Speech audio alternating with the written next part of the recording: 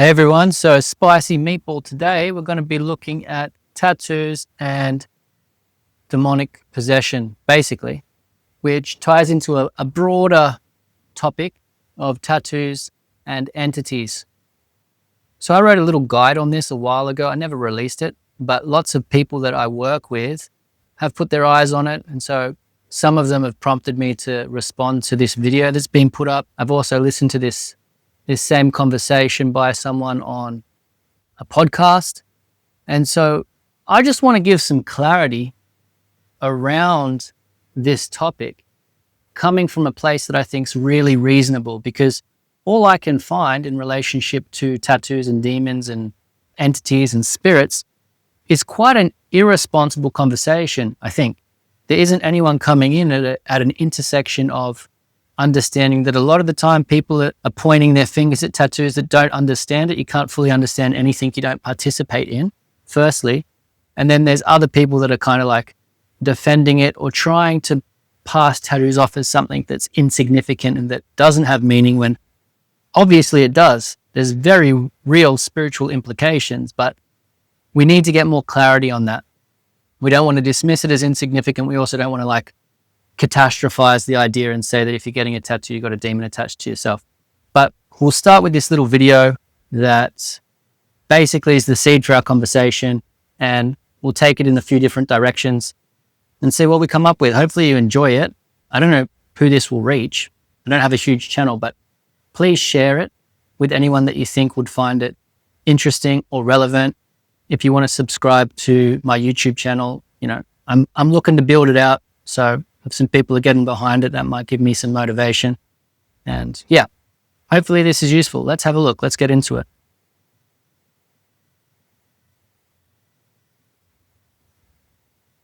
Yes, they can.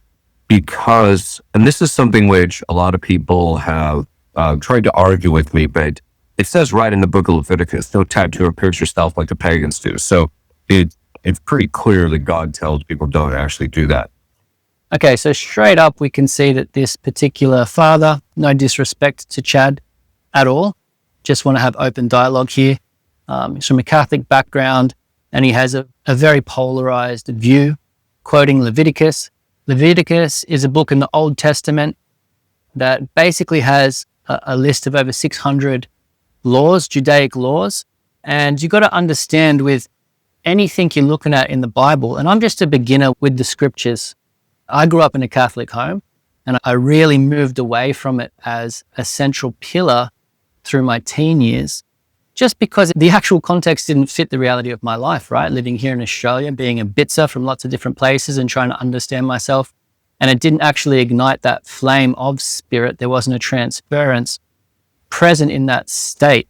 So I just want to preface, as we continue watching this video, it's probably been the last 3 or 4 years I've dropped back into scripture, and I'm trying to comprehend that material and the information that's there and what it holds from a non-denominational lens. This idea of exegesis, understanding what the book says opposed to eisegesis, which a lot of churches and religious corporations hold. They will quote and bend the scriptures to fit their bias and their agenda and their creed, so they can perpetuate what it is that they're doing. I am just a beginner there, but I'll give you the insights that I have. And this other lens, the whole reason that I'm interested in these invisible layers of the process, the things that have to do with our spirit, with the energetic orientation of what's taking place, and why that's significant, why it's important to consider these things. Because it's insurmountable how much of an impact something like getting tattooed and having a relationship with a non-physical entity can be, is because I did have that introduction to a relationship with, what the father, I guess, would call God or the creator or the great mystery. And my pathway to establishing that connection in a very real way later in life was through a Native American teacher, and these earlier pathways of connection to God and spirit that were pre-Christian, and I think also pre-distortion. There's a lot to unpack there chronologically if we're to go into it, but the idea is that The Bible even says that the simple man knows God. God is expressing himself through the stars, through the heavens, in nature. There is an access point and the language of the Creator present. And so pre the biblical context, there were people that were in relationship and knew God. And we're not in that time anymore. We're also not in the biblical context of Leviticus, just to link back to what's being said there. So depending on your view, but the Catholic view that he's in, or like a Christian view, should acknowledge that we've moved beyond that covenant. Let's continue. Historically, in the moralists, you have to go back and look at some of the older moralists from the 1800s and also from the up until about the 1950s. It's always in the Latin sections. And they don't talk about it too much because Catholics were always told, you just don't tattoo yourself, period. And so you don't hear them talking about it. When they do talk about it, though, it was always understood to be a sin against the fifth commandment, and it was considered a form of mutilation. Okay, so let's look at his next references. So the fifth commandment is your relationship to your mother and father. And obviously coming from the Catholic lens, and like you said, the kind of inherited perspective that tattoos are bad and immoral, getting tattooed would probably be a rebellious act that goes against your parents, your mother and your father. So I understand what he's saying there. But again, the reality of our contemporary context is that a lot of parents aren't opposed to their children getting a tattoo. And I think the reason for that is that they're starting to see it more clearly and separate it out from things like mutilation. Mutilation, if we just get to the crux of it and actually look at the definition of the word, and I'll type it into Webster's 1828 dictionary, the old American dictionary of English language, which Chad, you should probably be familiar with and enjoy it. It's some old and rich lexicon. Mutilation. What it gives us is that mutilation comes from the Latin mutilatio, and it's the act of mutilating deprivation of a limb or of an essential part. It's a term of very general import, but it's applied to bodies, to statues, to buildings, and to writing. But appropriately, it denounced the retrenchment of a human limb or member, and particularly of the male organs of generation, castration. How interesting is that? So tattooing obviously isn't the removal of a limb or a body part. I will say though, when I've tracked the relationship between tattoos and an entity that I would say is malevolent, of a degenerative classification, not necessarily a demon either, because demons are in their whole own category, which maybe we'll get to. I don't know how long this video is going to go for. Tattoos aren't a removal of a body part. They're an addition of pigment into the skin. So that can open up a path that leads to mutilation. If we look at the tattoo industry and the bod mod industry, and I've spent a lot of time tracking this sort of thing, you start off getting tattooed, and if you do start off in a space that is one of a rebellious archetype, so if you're getting tattooed in a way that has this charge of wanting to break away somehow, if it isn't guided well, and lack of guidance is like the biggest issue with our contemporary tattoo culture, then yeah, you are sort of open to the influence of thought forms. This is a good way to think of entities as non-physical intelligences, so they can exist as a thought form. So you can be influenced by thought forms that lead to a process like mutilation. You can track this really well.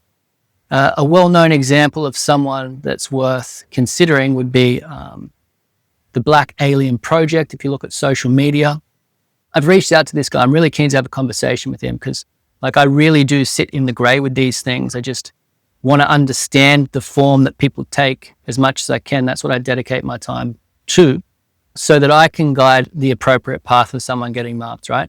But the idea is that people can land in a space such as this fella, where they do mutilate themselves. So using that definition, they're removing their nose and their ears and splitting tongues and going down a route that's quite extreme. It's like the opposite polarization to complete aversion to it, right? Like you think of the purist, don't touch the skin at all, don't even pierce your ears.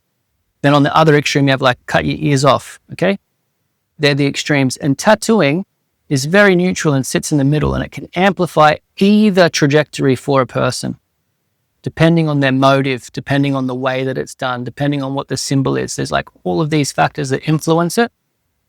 And so simple tattoos that are, I guess, quite trivial at first can set up a sequence of habituation, which means there's a sort of like acclimatizing to this thing that feels edgy, and you need to get more and more and more extreme until eventually, you end up doing these things that verge on or land in the sphere of mutilation. Now, how that relates to this demonic layer, I'll just keep ripping here before we get back to the video. In order to be demonically possessed, there's also a sequence. I guess that you could correlate to like these more and more extreme stages of body mod too, right? But tattooing is just like one sphere that you see this. Like another one could be drug use, another one could be like seeking pleasure through like sexual deviancy. There's all of these different avenues in terms of a pathway to coming into contact with an entity, let alone a demon, and how that relationship develops and why. So the first thing is influence. You are exposed to and influenced by something. This could just be through a screen. It could be through like, a social circle, TV, a book, whatever it is, just a life event. You get influenced and exposed to something, and then you choose to, or you're forced into being subjected to something. There's subjugation. When that happens repeatedly, you get to a point where it's like, especially if you're enjoying that, or if you are, and there's lots of ways that like these wires can be crossed and stuff without getting into all of the crazy traumatic layers. After continual subjection, there is the next step, which is possession. And possession happens through 3 different paths. And the first path is disassociation. So you need to actually check out and say, I don't want to be here. And then something else can take that place. Something else can put its hand up and say, I want to be here instead. This is a common occurrence when someone is disassociative through a traumatic event. They want to check out. They don't want to be there anymore. And a lot of like darker entities and yes, demons would access people through a process of forcing them to disassociate. Some dark stuff. The next avenue is through, just referring to that guide I was talking about that I made, that I never released, but maybe I will, maybe I won't. Okay, the next, maybe I'll just go through this whole guide as a video. Anyway, we'll see. I'll just keep going with this video for the moment. There's disassociation, which is usually through a trauma event. Then there is consumption. Consumption is usually through a substance, usually a mind-altering substance, alcohol, psychedelics, any type of drug, amphetamines. You consume something that gives access to the entity, potentially demon. And then the third is through permission. And permission is granted through usually some type of ritual or ceremonial act. So you're intentionally inviting it in. And again, after you subject yourself a couple of times, so this is like how I think something that isn't in your best interest can be engaged and identified with and invited in. Using tattoos as the pathway is like, if you're influenced to get a tattoo and that's something that's actually not really correlated with who you are, the essence of who you are, and it's just like a layer, like a costume of something that gives you a sense of power or of rebelling or of pleasure, something, then if you continue to subject yourself to that, you'll probably get to a point where that thought form and that identity is so comfortable in your psychology that will then ask you to allow it to possess you. It will ask you if you can become one of its possessions. So you're no longer in a space of sovereignty and you hand that over. Okay, moving on. Let's see what he has to say next. Well, those are entry points.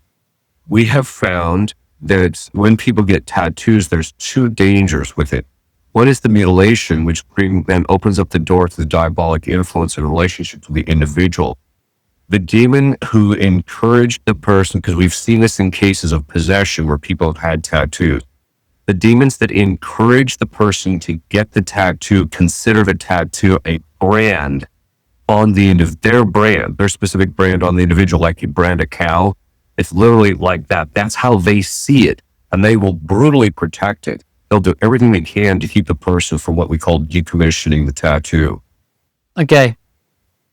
You can see some alignment to what I already said in terms of the stages leading up to possession. Like he talked about encouragement, which I think is that sort of like influence and continued subjecting of the person to whatever the thing is.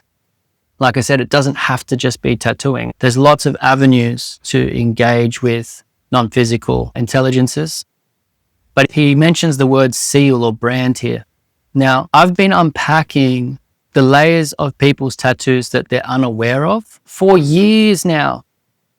So a little bit of background on how I work with someone if you don't know the way it is that I work with someone. If you haven't been tattooed by me and you've just randomly come across this, there's the tattoo culture, our current contemporary culture and industry that most people inherit, especially in the West. So if you don't have any links to like a cultural lineage, you're probably part of what I'd call the Just Tattoo Club, where we look at the aesthetic and the art and the real meaning, not surface level. There's always a surface level meaning attached, but the real meaning and comprehension of the process is something that does change you, that carries you through some transformation, like it's been used by those simple people of the past as a way of connecting to the Creator and to God through to their cosmology, has been lost. And so the method and the framework I use when I work with someone is called Tattoo Pathway, which is more than a tattoo. So you've got the Just Tattoo Club, and this other option is the Tattoo Pathway, which is the physical tattoo, and it's also the pathway. That's an invisible and a visible layer, a technical and a metaphysical layer. And part of that process is understanding what somebody's tattoos already represent. So if we look at them as a seal, and I'll bring up the language here so that we can reference it. So if we look at the language of a seal or a brand is something that confirms, fixes, secures, it makes something stable, it imprints information. So a tattoo is a seal at its most literal level. It's not just a sense, it is a mark on the body. It fixes something in place, it holds information over time. Now again, the middle line here that isn't black or white is that the information that's getting held, or the contract that's in place, the story that it's confirming and fixing, can be generative or degenerative. It can go either way. And the reality is that most of the time people are getting tattooed, and there are aspects, because of the way we approach it, because of this like more systemic thing I was talking about, that we don't have guidance, that we don't have people that are credible and reasonable and authoritative in their comprehension and their participation in tattooing readily available. We go in with a little bit of ignorance, innocent ignorance, mind you. It's not like anyone's fault. It's just the position we're in. And so part of the information, and sometimes like a bigger part, kind of like an iceberg, we usually go and go, this is the tattoo, but there's this big thing underneath, is obscured. It's in the shadows. And so this is why we're in a situation where there's lots of tattoo regret, and why people unknowingly might be pinning themselves to past versions of themselves, or entities, non-physical manifestations of times and places and people. And like I said, I can go through this whole thing and unpack it more, but the reality is that a lot of people have tattoos that end up falling into a category that I call a shadow seal. I'm using language here that hopefully isn't too cryptic or too far from where people are at. There's language and framework that we've developed internally at Tattoo Pathway so that we can continue to sort of explore and unpack and share and get more visibility on the process. But like a shadow is something that is not bad. It simply refers to what is out of our direct awareness, right? It's what's hidden. So a shadow seal is like what's obscured, what's not fully understood at the time that you got tattooed, what's operating beneath the surface of the tattoo that you got. In very practical terms, a shadow is the emotions that you haven't named. It's the beliefs that you haven't examined. It's the protection that you didn't know you were functioning from. And it's the parts of yourself, or from outside of yourself, potentially, that you were trying to cope with, or you were trying to belong to, things that you were trying to survive, or something that you're trying to become. And so usually when I'm working with someone, it's like, let's take the full evidence of the case. What are all of your tattoos? And once we have that information, we can see what that next movement might be that actually brings you into alignment, basically. Moves you closer to actually comprehending who you are, the reality of this experience, and the nature of something such as this uncomprehendable divine intelligence that is overseeing and curating this whole thing. And from that place, we can continue to unpack what's being said here, and we can see that there's a big charge of fear, there's a big charge of aversion, there's something that's, if you don't have some psychological immunity, could really sort of knock you off center. But the reality is that getting tattooed is a very human impulse, and that impulse is something that can be worked with in a positive manner if you pay close attention. All right, let's continue with the video. I didn't think this was going to drag out so long, but hopefully it's been useful. The other part of it is that a lot of tattoo artists are involved in the occult.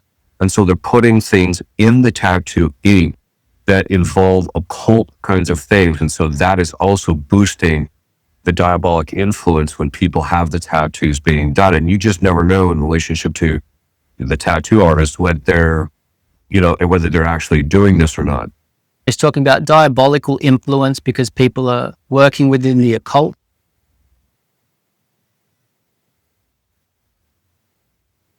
If you're watching this video, if this lines up with your search intent somehow, I'm sure you have a pretty good understanding of what the occult is, right? So in Latin, it's occultus, or oculo, it's ob and cello, to conceal, which means hidden from the eye or from understanding, invisible, secret, unknown, undiscovered, undetected, as the occult qualities of matter, or the occult sciences are magic. Occult lines in geometry are such as are drawn with the compass or a pencil and are scarcely visible. That's a great example. So if we think of participation in the occult, again, Father Chad, who I know is just trying to have everyone's best interest in mind, coming from the Roman Catholic Church, they outlined all of these divinatory practices of working in the unseen and the invisible and the metaphysical realms long ago. And that's because there probably was a time and place where that was threatening to the order that he's part of. But I mean, he's framing it up like there's some insidious process taking place behind closed doors that the person getting tattooed doesn't know about. And I don't think that's the case, actually. From where I sit, which is 20 years in the industry, getting tattooed and tattooing others and paying attention, going like, what is the thing that's obscuring the process? Because I agree that there is a very high prevalence of people getting tattooed, and that tattoo linking them to things that aren't beneficial for them. But the tattoo is in fact neutral. And there aren't people lurking in the shadows trying to intentionally do things wrong to people. The reality is a lot of the time it's the opposite thing. The potential of the tattoo is dismissed.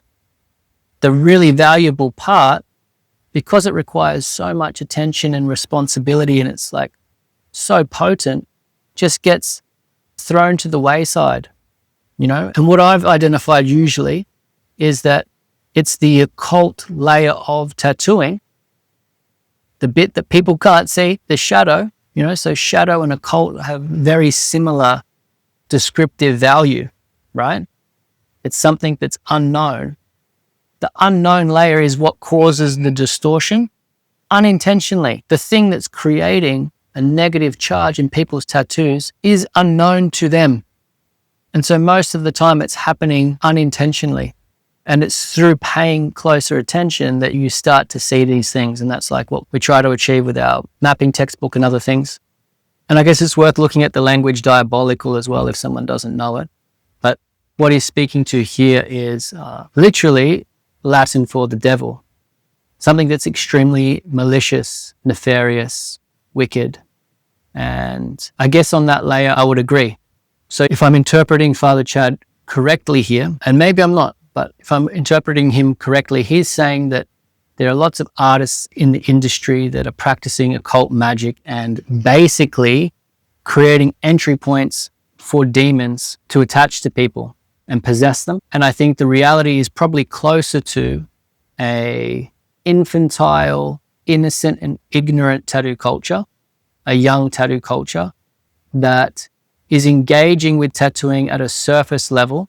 So the realities of what it does are obscured and unknown to them.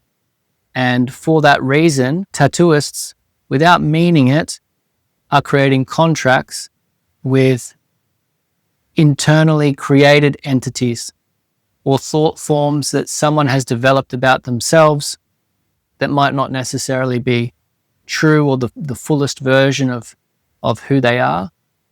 And then they're stuck with that. They carry that forward in a way that initially might look like it's taking them off course. But I know for myself and the reality of lots of people that I'm working with at this current point in time, that movement away from self, away from your essence and truth, and ultimately that's God, sometimes is the path of mapping the polarities so that you can find the center. And so it becomes a very valuable process. And if you're in a polarized state of aversion, you'll never get to experience that. Sometimes people will say, well, if it's a religious image, it's okay. Actually, that's even worse. I'm not going to get into why that's the case. But the worst decommissioning of a tattoo that I ever saw, that I ever did, was a woman had Saint Michael tattooed on her back. Now, we obviously couldn't decommission the whole thing because of modesty, but we did decommission the very top part of it. And when we decommissioned that too, I have never seen somebody in that much pain. The demon was just writhing and did not want to lose the empowerment that he had gained through that tattoo. So I tell people, don't do it. And if you have had tattoos, there's a ritual which priests can use, that it's basically the reconciliation of a church that's been violated. It's been modified because the body is a temple of our Lord, so it's been modified for that. And that's what priests can use. But then we also have another one that lay people can use to decommission their tattoos. And a lot of times, once the tattoos are decommissioned, a lot of interior battles that the people are struggling with stop. Okay, so he's talking about the interior battles stopping for people once their tattoos have been decommissioned. And so that language, for me, speaks to the layer of a internal entity or an external entity or an interdimensional entity or a demon. There's all of these different layers of non-physical intelligences that can be attached, being removed. So the tattoo being reprogrammed or purified in some way. And great. Yeah, if that's what works for someone, that's okay. But again, I think it's alarmist to say that all of these things are demons. I haven't gone into Father Chad's full work and what he's read, but at this stage, I can't jump on board and make people be freaking out thinking that there's demons everywhere. It makes me think of that saying, if you're a hammer, everything's a nail. So I get it. I've seen people in this state. I've dipped my toes into it before.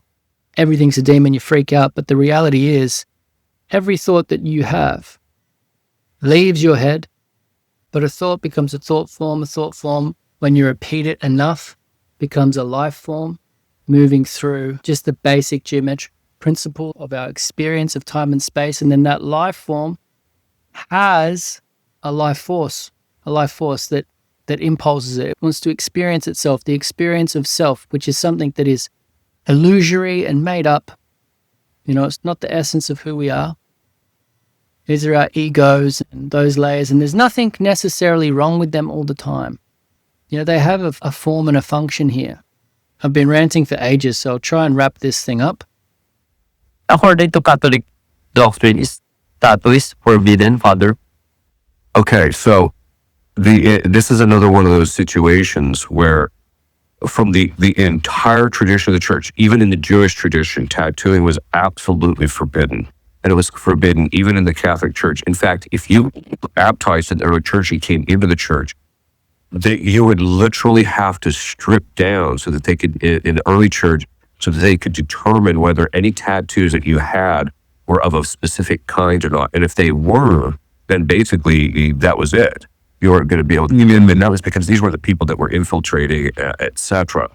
And so the tattooing was considered morally sinful for the entire duration of the church until just recently. Okay. So he's saying it himself that they would check for specific symbols.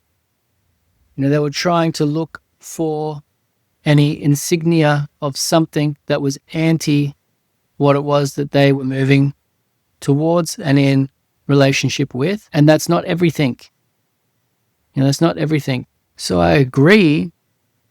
I'm doing a similar thing when I'm mapping. It sounds like that's what he's saying early church fathers were doing as well, is paying attention to what's there and discerning whether there's something that is out of alignment with the person and with the process that might need to be addressed so that they can move more fully into their relationship with the essence of who they are, made in the image of the Creator.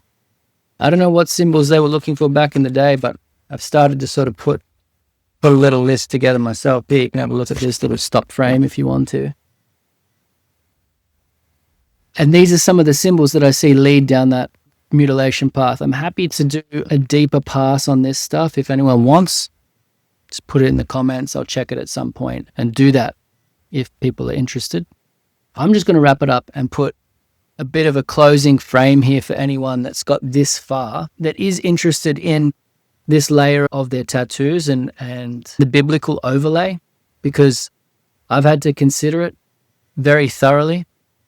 The context of our time is that if you follow scriptural law under the two great commandments that Christ has brought in, which are to love and care for God and to love and care for one another. And so in terms of your tattoos, they don't hold any power in relationship to entities or demons or artificial versions of self and identities and archetypes and all of those charges which are real and which can be linked to a tattoo are null and void if your emotional state shifts from aligning with them to the truth, to the reality of who you are, to the reality of this experience, to a higher dimensional perspective. We start looking at the sort of like hierarchies of authority in this realm. And so if you're not putting yourself first and you're not putting others first, and they slot in underneath the Creator, underneath this thing that human language fails actually to explain. If that's at the top, then you can walk this tattoo path. You can wander down this trail of marking your skin. Even if you start in a place of ignorance, of unknowing, of rebellion, you can do that. And there's always a pathway back.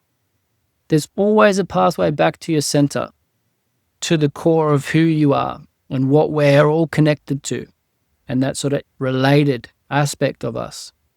We would not know who we are and who the Creator is and who is not without this space and this experience to map that out, to navigate it. So again, it's your emotional orientation, it's your emotional state, and that's something that needs to be developed. You need to be humbly able to contradict yourself in this path, in this walk, right? So purification shares proximity with contradiction. And I'm finding more and more and more that it seems our current tattoo culture is one that's maybe got the process backwards. Maybe that's why these earlier religious systems had an aversion to something like tattooing. But I would say that it pre-existed the distortion. It was used by people in a very sacred and real way. And that we've gone through a movement away from that into a deviated state, this relationship that caused a lot of shame and pain and suffering, where the neutral tool of tattooing really cultivated and built up this plaque and this residue, which allowed it to become something that was criminal, something that was, harmful. It fell from its elevated place. It fell from something that was uplifting and already consecrated. And so we have the residue of that, and we can see it in these older perspectives, but they're not the oldest ones. There's a much bigger timestamp than the time frame that we're talking about here, where tattoos have been adopted by shadow. And we're currently in a space, I feel now, where we are remineralizing it. We're bringing it back into a place of value, but it requires people to pay attention. You have to actually be on that path. You have to be truth seeking. You have to be oriented in that direction. You have to meet life with a acceptance of the pendulum, of the thing that's going to swing you back and forth to help you find center. And tattooing is just a tool that will allow you to do that in a very profound way if you have things in order, if you put God and the Creator first, if you don't allow others to come between you and that relationship. Doesn't mean you can't be considerate of others, but you don't want to put yourself in a place where they are stepping from you and trying to take the seat of what's the most high. Hopefully this rant helps someone or gives some insight. I'm happy to hear any feedback on it. And I'll just keep putting these up and see what lands with people. Talk to you soon. Share and subscribe. That'd be great. Thanks.